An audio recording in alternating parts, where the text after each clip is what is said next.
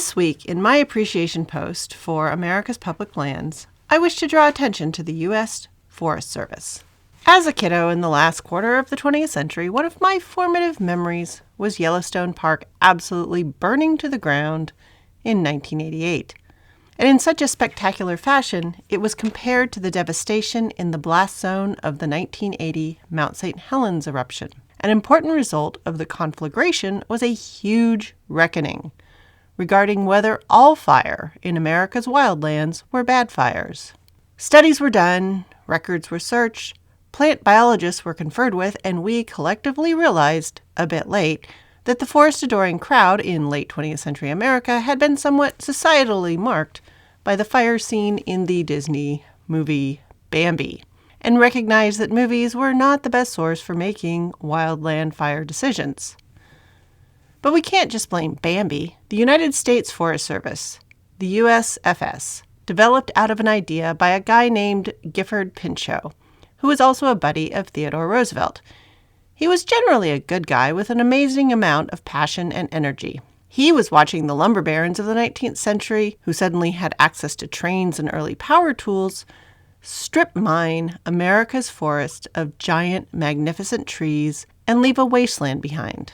Now, while Pinchot lacked any Bambi experience, the man lived from 1865 to 1946, he was someone who recognized that forest existing as forests was essential for keeping America generally this amazing land of grandeur that also grew a ton of food in plant and animal form.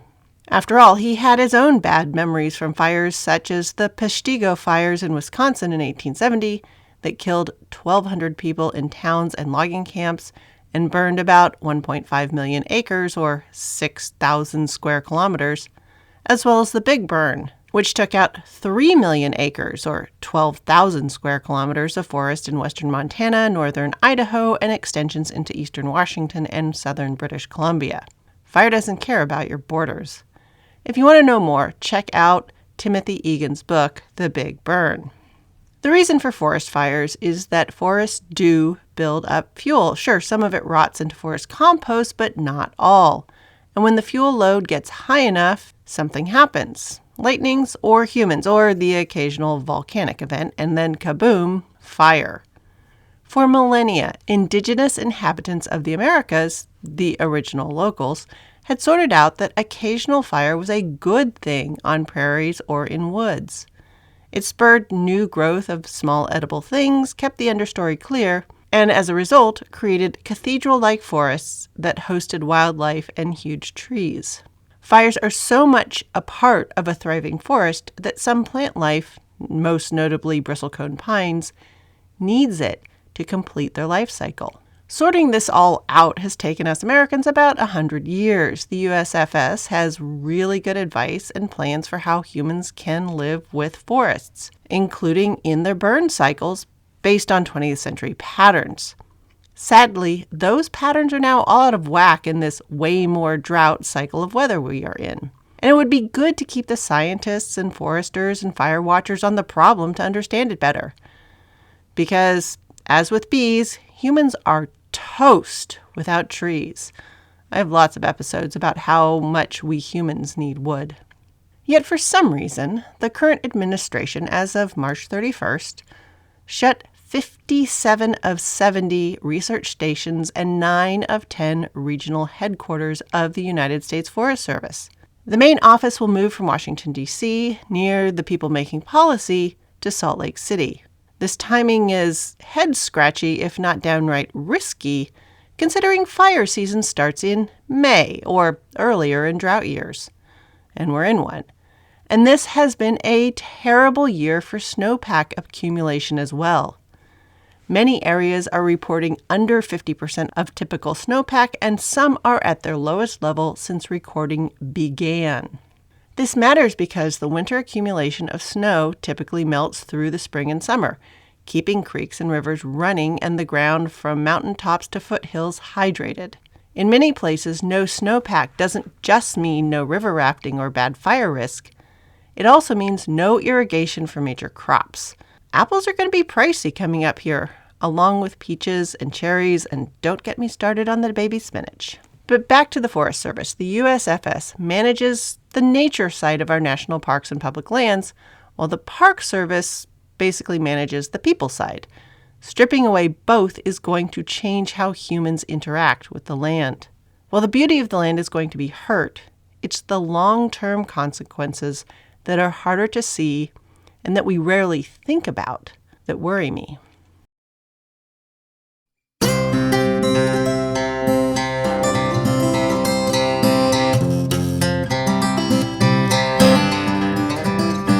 Episode 166, Feeding the Sick and Injured in the Civil War. Apparently, you can't run a war without women. This week, the departments of the armies discovered that while they liked being looked after by Nanny and Mommy while they were sick, they had learned nothing about how to do that job, and neither had any of their soldiers. So when faced with thousands of sick and injured men, they had to call home and ask for the women to save them. To find out what they did and how, pull up to your place at the table, and let's dig in. The first thing you need to know is that all of my goggling at the healthcare sections in the back of 17th and 18th and 19th century cookbooks is about to pay off. If you go back especially to seasons 1 and 2 and some 4, there's plenty of commentary about and around the healthcare content found in the back section of cookery books from the 19th century and earlier. Until the scientific age started to really bubble up in the 18th century, medical care was more or less unrecognizable compared to what we have today, and even once scientists got going, the doctors were a little slow to catch up. There were some herbal remedies that were generally recognized. Wine and honey could do several things, but they were, for most people, pricey and rare. There was also a tiny bit of opium running around, but that was also only mostly for the absurdly rich. The theory of why you got sick was a combination of humors, see bonus episode 4.5, demon possession, and the result of your own disobedient acts. Women working with beer and dairy understood what clean was and would often bring that sensibility to caring for the sick. Even if they didn't know exactly what a germ was, they knew that you really should heat that needle and boil that thread before you sewed up that wound, the same way you'd put up a ham. But all in all, for most things that ailed you, the best you could hope for was a good lie down. And it worked okay, since during said lie down, your body, which in this age normally was working ferociously hard making food or serving in the military, had a chance to dedicate energy into the work of healing, often supplemented by foods for the sick room. And sure, there were doctors around, but they were typically only called in if you had a large sudden hole in you or if a major limb had been severed, which I guess counts as a large sudden hole.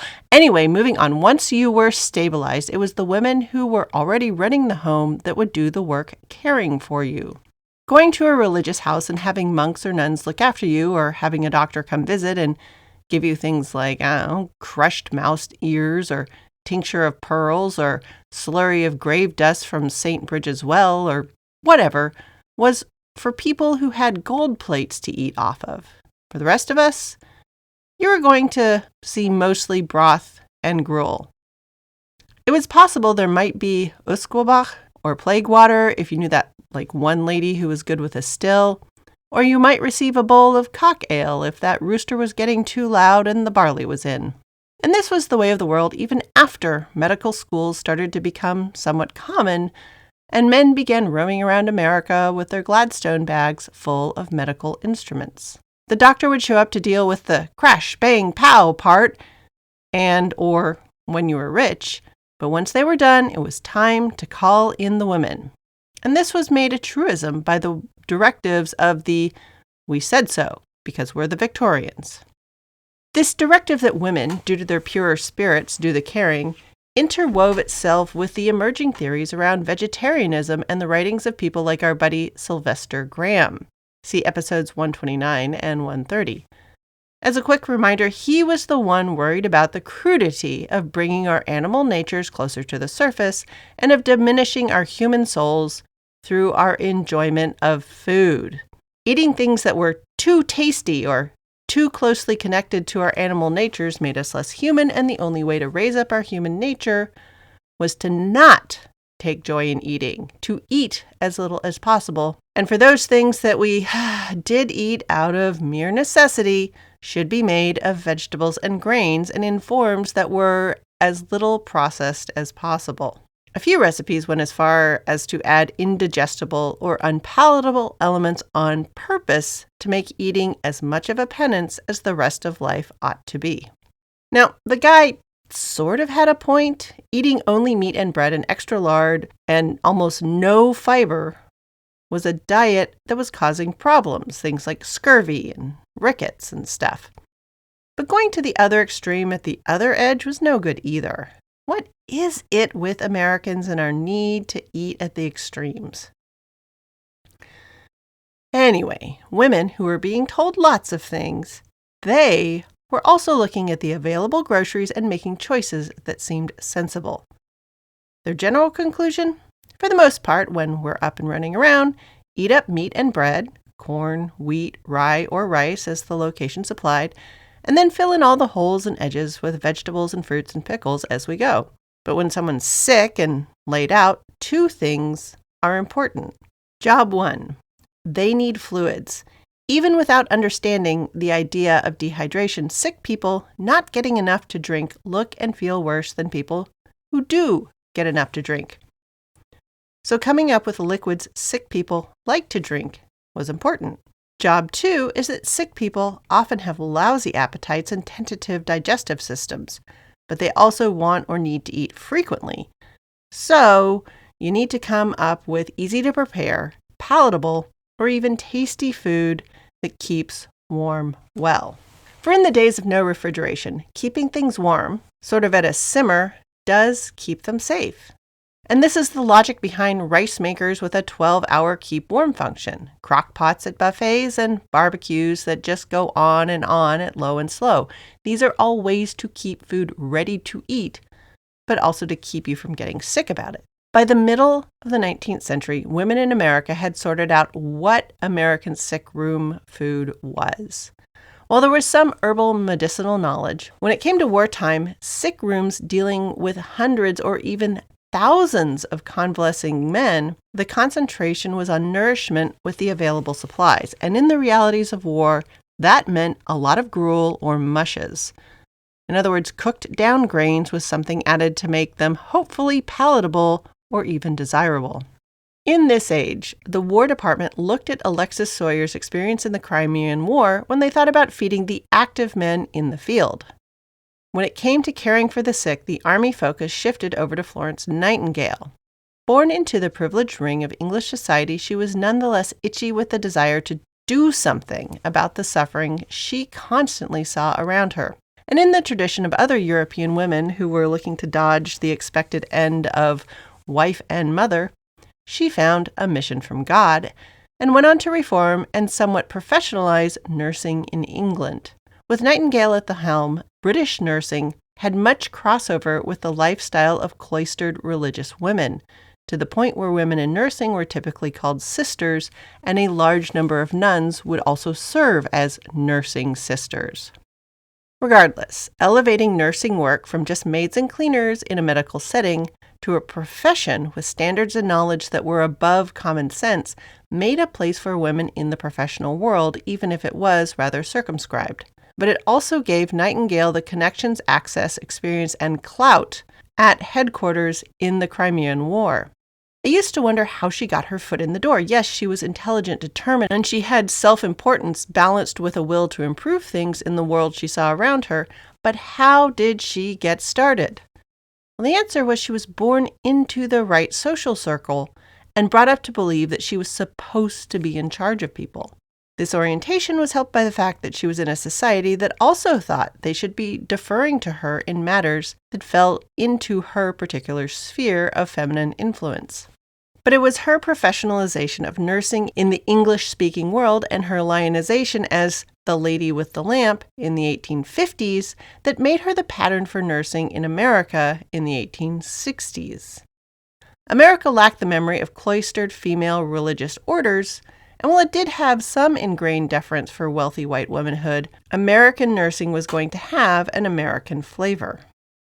Women as well as men could start from humble origins and pull themselves up by their bootlaces and button hooks if they were in the correct profession. And in a war, nursing was the correct profession. As I said at the top, doctors were there to close holes. After that, all the changing dressings, getting food into them, dealing with bodily waste, and writing letters and holding hands of the soldiers as they breathed their last was all women's work. Back in the Revolutionary War, the number of guys at any one time who were too sick or injured to stay with camp, but not sick or injured enough to die soonish, could be sprinkled around at local farmsteads or picked up by their relatives. Because we're talking like tens of guys. But here in the American Civil War, suddenly there were men being brought in by the trainload, along with the marching ones. Battles were producing thousands of guys in need of a bed and a bowl of gruel, not to mention a clean shirt and a bedpan. The women folk at surrounding farms and wagon rides home were not gonna cut it. So when the trains came rolling back to the muster points, locations such as large houses or schools, or the emerging warehouses that went with the emerging factories of the age, became the gathering points for these men. In fact, the emerging industrial architecture made important contributions to Civil War convalescence because they were large buildings that were built near rail lines. As a result, many became either convalescent homes or way stations for wounded men as they were transferred to the places where they were going to be cared for. The first women to volunteer for and be recruited for these military nursing roles were wealthy women who desired to exist outside of the marriage role. Some were widows and others were unmarried, but all sought something more. And being in a class where they had access to movable wealth and connections to men who could move around cash and power, they were able to travel and set up these facilities. The other important part about being women from wealthy families was that they were raised from an early age knowing that they would be responsible for overseeing a large establishment of servants and slaves running at least one large home, if not more. Their range of knowledge would include laundries, dairies, gardens, as well as kitchens, and keeping a household running that didn't include running water and yet was full of fireplaces and had to be kept clean. One of the first women to do this for the Union side was Dorothea Dix. Later, she was an advocate for the mentally ill and pushed for them to be seen as people who needed treatment rather than just confinement. But during the war, she ran the U.S. Sanitary Commission, which was a privately funded agency twinned to the U.S. Army to run the associated hospitals that had to spring up. Her advocacy and fighting for independence caused her to lose her leadership position to Clara Barton, the founder of the Red Cross. Louisa May Alcott, the author, suffered a common fate of many of these gently bred women who served in the USSC. She did her best to work in the substandard conditions, but caught one of the many diseases endemic to the wards: measles, typhus, chickenpox. In her case, it was typhus, and she had to leave to recover at home. Women on the Confederate side entered their version of the service and experienced much of the same conditions and fates. The names that are recorded and remembered were also women from prominent families. They had the same access and clout and were raised in the same estate management expectations. Their ranks included women like Katie Cumming, Sally Louisa Tompkins, and Mildred Child Lee, who was the daughter of Robert E. Lee. Less well remembered are the support staff of women who in peacetime would have worked in the houses or on the estates of these women. They did the bulk of the cooking, laundry, bathing, and hauling and carrying of men in and out of beds. Some women who became part of what would evolve into the United States Army Nurse Corps in 1901 as working-class women would rise to respectability. Some, like the widowed Mary Ann Bickerdike, would even gain the clout and financial wherewithal to do things like run temperance hotels and other hospitality establishments that made it possible for women alone or with children to travel safely around the country on growing railway lines. Often these women were following husbands or looking to find a living when the often urban living situations they found themselves in was exploitative or life-threatening. Nursing, as hard as it was often a way out of something far worse. And the rank of worker was not just for white women. Plenty of ex-slaves found a place to roost in the nursing services. Usually they were placed in the laundry or kitchen services and were often listed as contraband. As in, working under me, I have 12 working class women, 8 coloreds, and 20 contrabands. Bickerdike, whose Civil War memorial statue in Illinois is a keeper, her experience when arriving at a hospital site was typical. Sure, food was important, but often the first thing to do was set up a laundry. Men arriving at the hospital would be stripped of their clothes and initially were simply thrown aside, often to be burned. But in a war where there was a cloth shortage, for reasons if you think about it, the shirts, pants, socks, and even bandages could be cleaned and sterilized by washing and boiling. Laundry provided patients with shirts, sheets, and socks, which was as important as food in many cases. And to do both, the practicalities of the kitchen and the laundry had to be attacked. Pots had to be tinned so they wouldn't rust out. Water and firewood details had to be set up. Stoves and cooking fireplaces had to be stoked and tended, and then the excess ash had to be moved out. Cooking over wood when you couldn't just move on from a fire pit, especially at high volumes, was a skilled trade most soldiers did not have. And then there was setting up supplies for items other than the basic salt, meat, and hard bread. Flour and ground grain were relatively easy to source, but scarcer and special items like milk, eggs, canned fruit, sugar, and distilled spirits were more difficult. Nurses often resorted to creating on-site hen coops and milking parlors with herds of donated cows because bad eggs, swill milk, rotten milk, and water-thinned milk bulked up with cornstarch plagued military supply lines. And when they could be sourced, luxuries like raisins, canned peaches, and medicinal spirits, whiskey and wine, these were often pilfered. Nurses resorted to doping small batches with bitterants or even emetics, that's the stuff that makes you barf, to expose thieves and serve as a warning. Once laundries and special diet kitchens, makeshift or dedicated, were set up, scoured, and cleaning regimens were put in place to keep them in working order, the business of cooking for convalescing soldiers could finally be addressed. So if you were a soldier who was lucky enough to survive your Minea ball wound and possible amputation, didn't die of an associated infection of your wound, or get taken out by a round of measles visiting your ward, what were you eating to get you back on your feet? The first question that would determine what food was coming out of the diet kitchen for you was what level of diet were you on? Very ill patients received a low diet. Once you were out of danger, you were on a half diet, and when you were in full recovery, you got to move on to a full diet. Now, a low diet would have made Sylvester Graham so very happy. It was a completely farinaceous diet, that is, leaning all the way into food made of ground grain. Toast or bread for breakfast and supper, possibly with some butter or lard to spread on it, and a grain porridge for dinner, that is, the midday meal. An alternate way to feed a convalescing soldier bread was to soak it in hot water and serve sort of a toast soup. The grain porridge could either be corn meal mush or farina, that is, ground wheat gruel. In the South, where rice was grown, a rice version of this was also served for as long as the rice held out. And you can still find cream of wheat and cream of rice occasionally in the cereal aisles. Cornmeal mush, of course, is still out there, labeled grits or polenta, depending on the context. Graham would have been less pleased at the addition of coffee and tea as beverages, though so often the drinks served were ersatz, that is, fake coffee or things like raspberry or mint leaves in place of China tea. He would have been so relieved at that. Though when it was available, cocoa mixed with milk and sugar, or sweetened condensed milk, was also given to low-diet patients when it was attainable.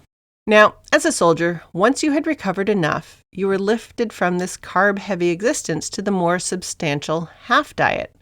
Breakfast was the same, but a meaty broth, often mutton with potatoes and possibly other vegetables in it, would be served for dinner, but it was back to bread and butter for supper, though you might get tea with milk instead of cocoa. Once you made it to the full diet, meat was part of breakfast and dinner, cold meat in the morning and something like pork and beans at midday. But all the patients were given a supper of tea and bread and butter. Honestly, this was as likely because the nurses and the rest of the hospital staff were exhausted by the end of the day. And so were the fires. Hot tea and bread and butter was all anyone had left in them.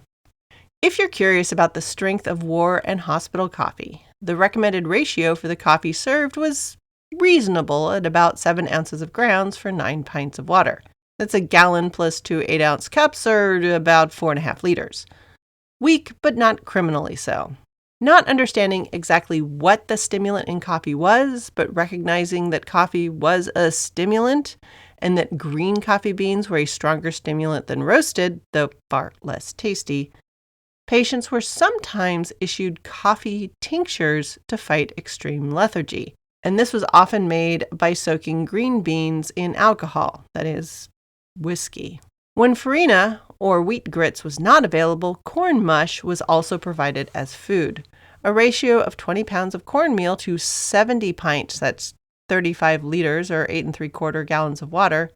This would make almost 90 pounds or 40 kilos of mush, which would be served to 100 men.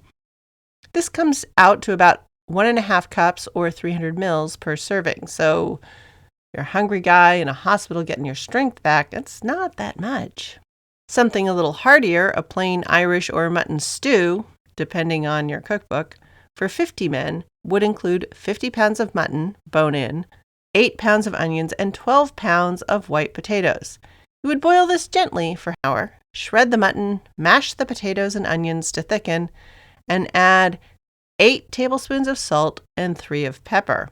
Other vegetables could be added if available, but were not often there. Boiled cabbage, bean soup, especially preferred with some salt pork, and salted cod hash were also served. These meals were generally bland, but cooked long enough to be soft. Now, while this may seem lousy, unseasoned, bland, boring, it was still greatly preferred to the burned, undercooked, or uncooked foods that were more the norm in camp, especially on the march. When there were milk and eggs, sugar, and thyme, puddings were added to the offerings. Wheat flour or corn or rice meal stirred into milk made hasty or mush puddings. Old bread soaked in eggs or milk, and sometimes syrup, sugar, or molasses, and baked, made all manner of bread puddings. Dried fruit, when it could be found, was a favorite addition. Boiled potatoes could also take the place of bread in puddings, and as potatoes traveled and stored well, they became something of a hospital staple. One of the wildest recipes I found were essentially Civil War Jell-O shots. Breaking this down into ratios we can understand, it comes out to 1 box of plain gelatin, so that's about an ounce or 28 grams. This was mixed with 3 tablespoons of citric acid and 1 3/4 pounds of granulated sugar. That, no matter how this gets diluted, is a lot of sugar for that much gelatin. Here it's spread out into 2 cups of whiskey, a half cup of brandy, and another 5 cups of water. But this is going to be potent and sweet enough to make your teeth scream and run away. For reference, most modern Jell-O shots max out at 1 or 1.5 cups of sugar per 1 ounce of gelatin. So that's like 7 to 10x sugar to gelatin. If you're using a pre-mixed box of Jell-O, you are all the way up into like the 15x range. But this recipe, 1 ounce of gelatin to 1 3/4 pounds of sugar, that's 28 ounces. They're going with 28x sweetness. But I guess that's to tame all the booze? I guess if your only flavor besides whiskey and brandy is citric acid, go with more sugar. Now, just as out in the field, enlisted men, even in the hospital, had it much worse than the officers. For your average soldier in the hospital, the highlight of the menu, beyond the potatoes, the gruel, the boiled meats and beans, were those puddings spiked with sugar, molasses, and bits of canned or dried fruit. Back in Season 3, I talked a little bit about the difference in enlisted rations and officer menus for the Revolutionary War. Here in the middle of the 19th century, despite the ostensibly more egalitarian spirit of the American military over the British, the divide in food and privileges still existed, and it was just as wide. For the most part, the Civil War officers came from the moneyed and landed classes, the same way they did in the last big war. In fact, many of the same family names are still there. Just as an example, if you go back and listen to the musical Hamilton, you'll hear the same names: Lee, Lawrence, Green. I mean, in the Civil War, there's even a Schuyler Hamilton, a grandson of Hamilton and the descendant of those Schuylers. There are plenty of other names I kept running across as prominent folks in Season 3 that are back here as big wheels in Season 5. Mary Randolph for the Thomas Jefferson connected Randolphs is a singular example. Which is all to say, on both sides of the line, the people who were officers in the American Civil War, they largely came from money and lineage in America, just as they had in Britain, even if that lineage was much shorter. And what it meant on the battlefield and when it came to recovery meals is that officers had it much better. While the enlisted men were on a bread-heavy diet, just as they were in regular life, the officers had access to much more protein, as fish, fowl, and flesh. First up, oysters. Oyster soup and stew was seen, rightly so, as a top-notch restorative. Between the still plentiful coastal oyster fisheries and canned and barreled oysters, the officers had plenty of access. Then there were the birds they could go out and shoot, both land birds and ducks, and then they had money to buy chickens, both on the regular market and the gray one. Enlisted men rarely were allowed to use government-issued ammunition and powder, the only kind they had, to go out hunting birds or other animals. Oh, and while a battalion might have a bunch of cattle to share between them, an officer's mess often had their own separate herd as well. This larger variety and supply of meat on a per capita basis meant an officer on the men often had a variety of soups and hearty broth as their food, rather than watery mutton stew thickened by potatoes or toast soup. Officers were more likely to get the real coffee on either side of the line, as well as canned milk instead of a substitute cream made from beaten egg whites. Having cooks, servants, money, and staff also meant that things like fresh-caught fish could be part of the menu. Fish might be roasted next to a fire or even fried in lard. More delicate and fussy dishes for an officer might include things like blancmange, that wobbly gelatin dessert, wine whey, a clarified wine punch, or even arrowroot pudding. Canned fruits and vegetables, along with fresh eggs, were also more likely to be available to officers in hospital. For unlike the enlisted men that were housed in large warehouse-type buildings or vacated schools, the smaller number of officers could be kept in gracious homes. Sure, the host family might have to give up their normal solitary splendor in the library or whatever, but officers could be fed out of regular rather than improvised kitchens. The division between enlisted and officer classes would and will continue to exist, and much of it for good reasons of discipline. Organizing large numbers of people to do complex maneuvers broken down into small pieces does require these divisions for success, as humans are always going to human and require goals. But the Civil War is the last time generals in the field will be dragging around china and silver service for 12 plus full tea service and 12 wines on campaign. They'll definitely stop by the second Christmas of the war. And I will never stop making fun of Gentleman Johnny Burgoyne. But that said, professionalizing nursing, bringing cleanliness and nutrition and schedules and rules to the follow-up care of soldiers, enlisted, and officers did change the game. Especially when war started producing not tens of guys, but thousands who needed not just doctoring, but care and convalescence and recovery as well. Looking at war from the end, where all the hurt people arrive to live or die, and to be fed along the way, has long been women's work. They have, for all of recorded history, been there at the beginning and end of life, and for so many of the repetitious tasks of feeding and cleaning in between. These women look at leaders who start wars and wonder, do they feel the weight of creating so much death? The women of America on both sides believed they saw that Lincoln felt the weight and the pain of the war. As the nurses in war, as the ones who witnessed and then cleaned up after the death of war, women have judged men who have started our wars by that same ruler.